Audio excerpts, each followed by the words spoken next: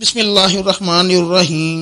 نبی کریم صلی اللہ علیہ وآلہ وسلم کا اپنی وصیت کے بارے میں حکم۔ اور نبی کریم صلی اللہ علیہ وآلہ وسلم نے فرمایا کہ آدمی کی وصیت لکھی ہوئی ہونی چاہیے، اور اللہ تعالیٰ نے سورۃ بقرہ میں فرمایا کہ تم پر فرض کیا گیا ہے کہ جب تم میں سے کسی کو موت آتی معلوم ہو اور کچھ مال بھی چھوڑ رہا ہو تو وہ والدین اور عزیزوں کے حق میں دستور کے منافق وصیت کر جائے۔ یہ لازم ہے پرہیزگاروں پر۔ پھر جو کوئی اسے اس کے سننے کے بعد بدل ڈالے سو اس کا گناہ اسی پر ہوگا جو اسے بدلے گا۔ بے شک اللہ بڑا سننے والا، بڑا جاننے والا ہے۔ البتہ جس کسی کو وصیت کرنے والے سے متعلق کسی کی طرف داری یا حق تلفی کا علم ہو جائے، پھر وہ اور وارثوں میں وصیت میں کچھ کمی کر کے میل کرا دے تو اس پر کوئی گناہ نہیں۔ بے شک اللہ تعالی بڑا بخشش کرنے والا، نہایت رحم کرنے والا ہے۔ آیت میں جنافہ کے معنی ایک طرف جانے کے ہیں، متجانف کے معنی جھکنے والے کے ہیں،